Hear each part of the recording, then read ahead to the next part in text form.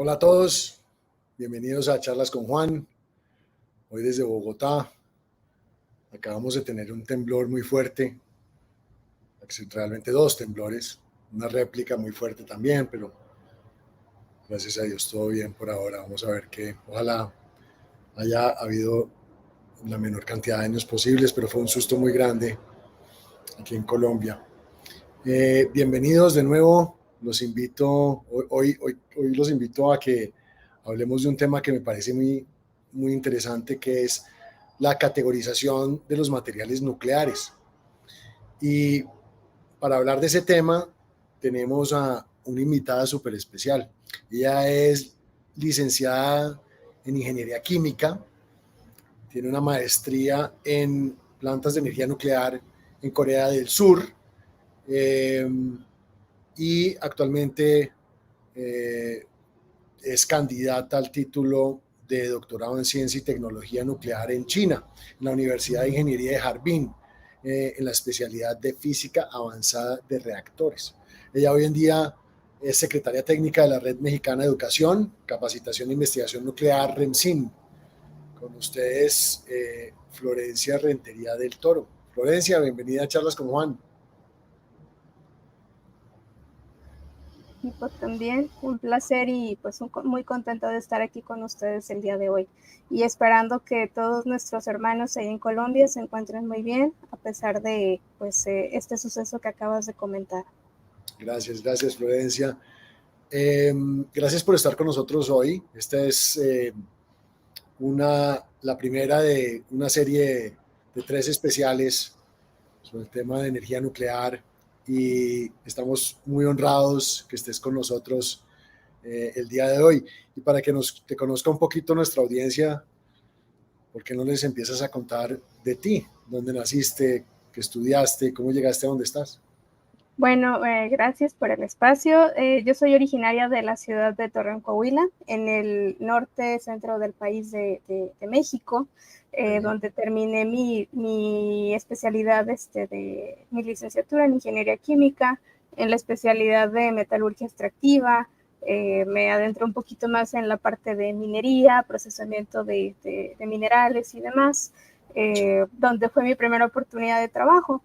Después, posteriormente, culminando esta parte de mis prácticas, vino la oportunidad de participar para una beca sujeta al Organismo Internacional de Energía Atómica y la Secretaría de Energía aquí en México para hacer mi maestría en la parte de Ingeniería de Centrales Nucleares en Corea del Sur, en la escuela de, bueno, le conocen como KINCES, KEPCO International Nuclear Graduate School, donde la escuela tiene la especialidad en la parte de ingeniería de centrales nucleares, pero también tiene la parte ahorita de política energética e ingeniería. Entonces están buscando como que un mix para que pueda ayudar en este punto a los estudiantes en lo que respecta a la transición energética.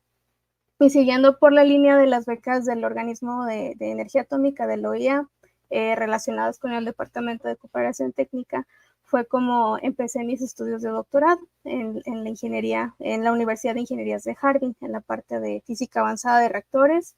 He estado realizando investigación en supercómputo y más que nada en los factores que son más determinantes para la transición energética y cómo incluir una infraestructura de transformación digital para el sector nuclear. ¿Y por qué China? China, porque es ahí donde reside la beca del organismo. El organismo firma un convenio de colaboración, por ejemplo, con el país, en este caso fue China, con el Ministerio de Educación, y se designa una sede o universidad que viene siendo la universidad anfitriona en este caso. Entonces se firma el acuerdo de cooperación donde no nada más estudiantes mexicanos, pero estudiantes de Asia, de África, de Europa, de otros países, pueden ir cursar sus estudios tanto de maestría como de doctorado y aprender más allá de la parte de científica y tecnológica, parte de la cultura y pues obviamente la exposición a una atmósfera más internacional y cultural que nos ayuda a afrontar retos del día a día. Claro. ¿Y siempre te gustó este tema nuclear desde chiquita o no? Bueno, a mí me gustaba y me ha gustado la ingeniería química, que sabemos que se encuentra en todas partes. Entonces, había leído un poco más de la energía nuclear, pero no tan adentrada en el tema hasta cuando ya terminé mi carrera y que vino la parte de estudiar la maestría. Obviamente, pues fue un reto muy importante porque, bueno, yo venía de una área que a veces no esté tan relacionada o asimilada a la energía nuclear y pues meramente fue un reto muy grande en Corea porque, bueno, es estudiar en una segunda lengua, que era el inglés, exponerse a un ambiente cultural también, entonces sí fueron muchísimos factores, pero me ha ayudado a madurar más en mi carrera a nivel profesional y personalmente también.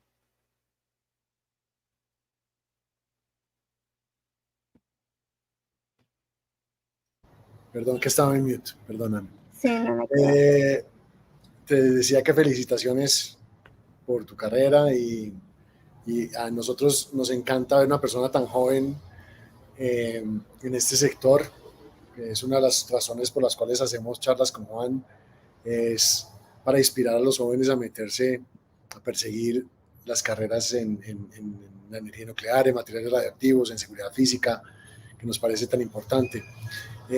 Empecemos a hablar, si quieres, empecemos al tema. Cuéntanos un poquito la diferencia entre los materiales nucleares y los materiales radiactivos, para los que no saben esa diferencia. Claro, bueno, mira, el material nuclear se refiere a todos los metales como el uranio, el plutonio y el torio en cualquier forma y de acuerdo también al estatuto de la Convención Física de la OEA, se Sí. diferencia más en el material básico, que consiste en uranio natural y en uranio empobrecido, y material fisionable especial, que consiste, por ejemplo, en el uranio enriquecido, como el uranio 235 y el uranio 233 o el plutonio 239. Los concentrados del mineral de uranio se consideran meramente como material básico, aunque no están sujetos en la parte de salvaguardias en lo que viene siendo el Tratado de No Proliferación Nuclear, pero que a su vez han evolucionado los tratados como los protocolos adicionales que incluyen más barreras de protección y de seguridad física. Eh, Cuando nos vamos a la parte de los materiales radioactivos, la Sí. palabra radiación se refiere a la energía que viaja a través del espacio en forma de ondas o partículas. Y el fenómeno de la radioactividad se produce cuando los átomos se desintegran y sueltan las partículas alfa, beta y gamma. El material radioactivo es aquel que emite estas radiaciones sin necesidad de ninguna fuente externa. Si somos estrictos con esta definición, pues todos los materiales existentes contienen los isótopos radioactivos, Claro. incluso las personas también, nosotros mismos. Sin embargo, la mayoría no presentan ningún peligro para la salud y no requieren ningún tipo de protección cuando la proporción de la radioactividad es lo suficientemente grande y requiere protección, se denomina sustancia radioactiva. Entonces, el material radioactivo es un material que contiene partículas radioactivas. Las partículas radioactivas son los átomos que se van descomponiendo de forma espontánea, que libera la radiación. La radiación puede ser dañina para el cuerpo humano si se expone a ella durante un periodo de tiempo muy prolongado. Y el material radioactivo se utiliza en una variedad de contextos, por ejemplo, en la medicina nuclear, en la investigación, para tratar diferentes enfermedades como el cáncer, o en la investigación, dependiendo de cuáles son los fines Okay. que se quiera aplicar. Okay. Y en la parte nuclear, ¿por qué no le explicas a nuestra audiencia qué es fisionable? ¿Qué significa fisionable? Bueno, la parte de fisión quiere decir que un átomo se va a ir desprendiendo en cadena hacia dos átomos, dependiendo de los números de fisión, los números de grupos que va a estar haciendo la fisión, una reacción. Quiere decir, por ejemplo, si nosotros nos ponemos a pensar cómo se realiza una reacción nuclear en un reactor, quiere decir que ese átomo se va a seguir separando a su vez y va a ir creciendo el número de reproducción de reacciones Claro. en fisión. Okay. Y danos un ejemplo más en qué tipo de instalaciones se utilizan los materiales nucleares.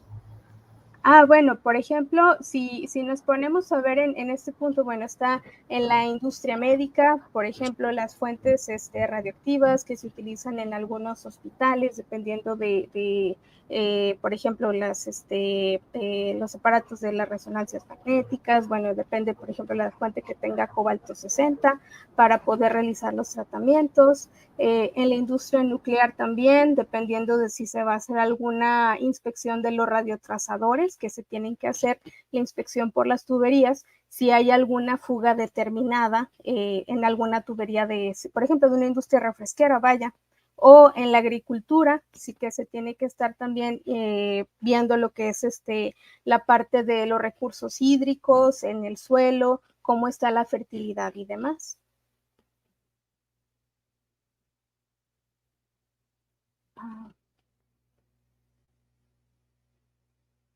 Creo que el micrófono está apagado.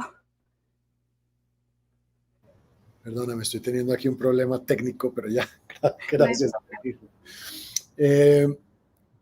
Ok, entendido las instalaciones. Cuéntanos un poquito qué es categorizar. Bueno, en la parte de categorizar, para hacer esto en las sustancias fisionables, lo que comentábamos, cómo van a ir a su vez reproduciendo y creciendo los átomos en una reacción, es necesario conocer el porcentaje de enriquecimiento y la cantidad de sustancias fisionables, por ejemplo, como el plutonio, el uranio 235 o 233, con qué características no hayan sido, por ejemplo, irradiadas en un reactor, o si fueron irradiadas en un reactor, estos isótopos, cuál es la rapidez de la exposición que van a tener, por ejemplo, que sea igual o inferior a un Gray, que es como una medida en la que estamos nosotros basándonos en la parte de radioactividad, a 1 metro de distancia sin el blindaje. Es decir, si yo tengo un espacio donde no tengo un blindaje o una placa de plomo que me vaya a poder retener los neutrones para que no se salgan, por ejemplo, de un reactor nuclear. Correcto, ok. ¿Y cuáles son esas bases, las bases para categorizar los materiales radiactivos? ¿Qué bases se utilizan para eso? Bueno, hay diferentes tipos de categorías. Por ejemplo, depende de la concentración de los kilogramos de uranio que se tengan. Por ejemplo, si nos vamos a México, en el Diario Oficial de la Federación, viene este tipo de categorías 1, 2 y 3. La 1 es respecto si la cantidad y enriquecimiento de la sustancia que estamos nosotros analizando es fisionable y que no irradia, en este caso, en sí misma la sustancia, y se encuentran dentro de diferentes aspectos o criterios. Por decir un ejemplo, si tenemos 2 kilogramos o más de plutonio, entran en la categoría 1, excepto aquel cuya concentración isotópica de plutonio 238 exceda del 80%. 5 kilogramos de uranio con un enriquecimiento del 20% o mayor en uranio 235 o 2 kilogramos o más de uranio 233. Eso es lo que respecta a la categoría 1. Si nos vamos a la 2, quiere decir que si la cantidad y enriquecimiento de la sustancia fisionable se encuentra dentro de diferentes casos, como los que te comentaba. Puede ser medio kilogramo de uranio, pero menos de 2 kilogramos de plutonio, perdón, medio kilogramo o menos de 2 kilogramos de plutonio no irradiado, excepto aquella cuya concentración isotópica de plutonio 238 excede del 80%, o más del kilogramo, pero menos de 5, de uranio no irradiado con un enriquecimiento del 20% o mayor en uranio 235. Hay también 10 kilogramos más de uranio no irradiado con un enriquecimiento del 10% como mínimo, pero inferior al 20% en uranio 235. Dentro de la categoría 3 es si la cantidad y enriquecimiento de la sustancia fisionable no irradiada se encuentra también en diferentes criterios. Aquí ya va bajando la concentración o la masa que estamos teniendo tanto de plutonio como de uranio. Puede ir desde los 15 gramos hasta el medio kilo o puede ir desde los 15 gramos hasta 1 kilogramo. Para el plutonio la primera y para el segundo en uranio 235. Y a su vez se va dividiendo en ciertas categorías para, digamos, para decir una respuesta general. ¿Y hay alguna convención donde estos criterios estén especificados? Sí, claro, es la convención de seguridad física Esta fue más que nada reglamentada. Permíteme, déjame decirte el año. Sí, es la Convención sobre Protección Física de los Materiales Nucleares. Esta fue adoptada en Viena el 26 de octubre de 1979 y está abierta la firma el 3 de marzo de 1980 para los demás países. Entra en vigor oficialmente el 8 de febrero de 1987. Y más que nada, el término de protección física hace la referencia a todas aquellas actividades de prevención, detección y respuesta a tiempo ante los robos, los sabotajes, actos de terrorismo o transferencias ilegales de material nuclear, por ejemplo. Y la convención es parte de estos instrumentos del marco jurídico internacional de la seguridad física nuclear y uno de los principios más reconocidos que han más que nada concebido para prevenir y detectar actos delictivos y otros actos que nos autorizan asociados o dirigidos a materiales nucleares u otros materiales radioactivos y las instalaciones de actividades conexas. Okay, bueno, entonces la convención, una pregunta, ¿esta convención se enfoca tanto en la parte del transporte internacional como las instalaciones, en las dos? Bueno, se enfoca más que nada en la parte del transporte y de cuál es la clasificación de los materiales nucleares y radioactivos. Si nos vamos a la parte de las instalaciones, hay otros estatutos o, por ejemplo, otras guías del Organismo Internacional de Energía Atómica que nos puede orientar un poco más en cómo se puede implementar la seguridad de protección de las mismas instalaciones nucleares. Ok, digamos, cuando se está asignando los niveles de seguridad, Florencia, para estos materiales, hay algunos otros criterios adicionales que tienen que ver, como la portabilidad o la forma física del material o la parte química. ¿Hay algunos otros adicionales a los que nos has comentado como esos? Sí, claro. Bueno, si nos vamos a esta parte de la asignación de los niveles de seguridad, hay primero una categorización de lo que comentábamos de los materiales nucleares y radioactivos, principalmente para establecer la categoría a la cual va a pertenecer el material nuclear y radioactivo en este caso. Se debe de tomar como medida la actividad de la fuente, ya sea, por ejemplo, en la unidad del Sistema Internacional, el Tera-Becquerel, o el Curie, que es la unidad en el sistema estadounidense, y dividirla en el valor del radionúcleo correspondiente. A su vez, hay diferentes criterios que se manejan los niveles A, B y C, donde A se utiliza para designar los materiales nucleares y radioactivos con un nivel de peligrosidad alta. B se utiliza para designar los materiales nucleares y radioactivos con un nivel de peligrosidad mediana y por último el C para designar los materiales nucleares radioactivos con un nivel de peligrosidad baja. Para el nivel de seguridad A, los materiales nucleares y radioactivos son clasificados bajo este nivel en el sistema de seguridad física. Va a tener por objetivo prevenir y evitar la extracción no autorizada de dicho material, priorizándose los controles de acceso, la supervisión, detección y la evaluación de todas las amenazas en el conjunto perimetral, por ejemplo, de una instalación nuclear, y pues la respuesta inmediata a su vez. Ok. Y esta convención, Florencia, digamos, es internacional, es un estándar internacional. Sí, bueno, la convención ha sido lo que comentaba, más que nada fue adoptada en Viena, es un estándar internacional, donde es un mecanismo de defensa también para el OEA y todos los Estados miembros que están implementando estos instrumentos jurídicos, principalmente para la seguridad física de todos aquellos países que tienen instalaciones nucleares o que a su vez tienen la intención de desarrollar un programa nuclear y fortalecer su infraestructura y empezar en la implementación a través de los estatutos del Organismo Internacional de Energía Atómica. Ok. Déjame hacerte otra pregunta. En los materiales radioactivos en la categorización se aplica un criterio de agregación. ¿En los nucleares es igual? Bueno, en esta parte lo que vemos del criterio de agregación, hay una guía muy específica del OEA que se llama Colección de Seguridad Física Nuclear del OEA. Tiene diferentes ediciones, por así decirlo. y tiene un volumen en particular que se llama la protección física de los materiales y las instalaciones nucleares.